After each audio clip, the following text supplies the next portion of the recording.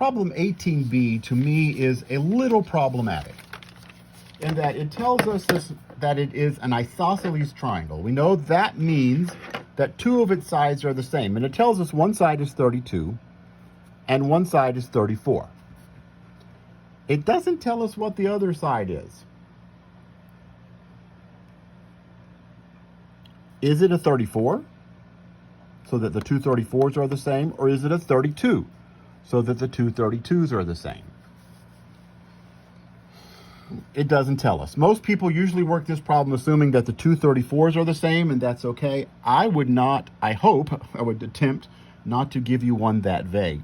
But this is 34 and 32. That makes it isosceles. Notice that it could have been, of course, 32, 32, and 34, and still been isosceles.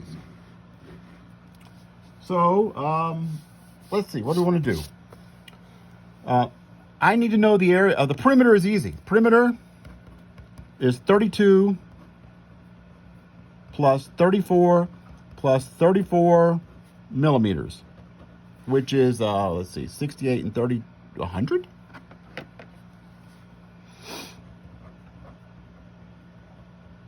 Perimeter is 100 millimeters.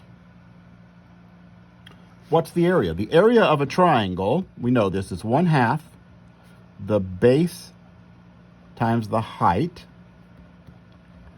And if I look at it the way I've drawn it, the base is 32, but I don't know this height. I'm not given it. Well, in an isosceles triangle, this is a fact that I probably don't expect you to remember from geometry in high school. In an isosceles triangle,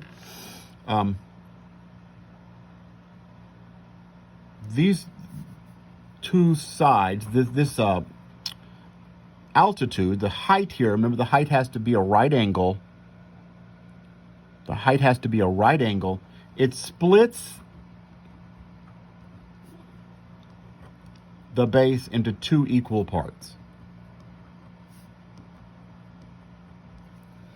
Now that is not true in every triangle, but that is true in a right triangle if you go to the side from the vertex to the side that is different. Not one of the two same sides, but one of the third one. Then it will split it into two equal parts. That's not true in every triangle, and I don't know that I expect you to remember that. But, so notice that this triangle right here is a right triangle. And so I can use the same kind of process I used up here. Over here, I'm going to go over here. 16 squared plus that height squared is 34 squared.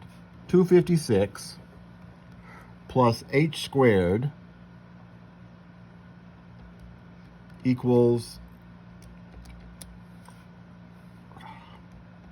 clear,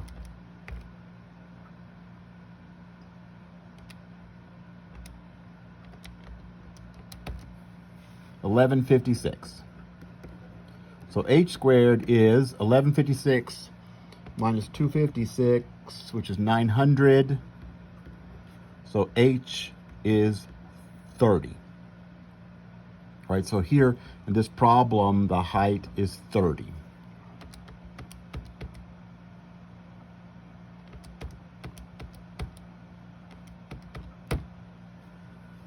So the height is 30.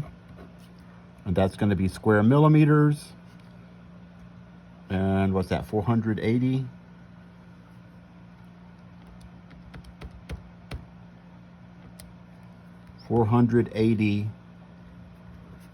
Square millimeters.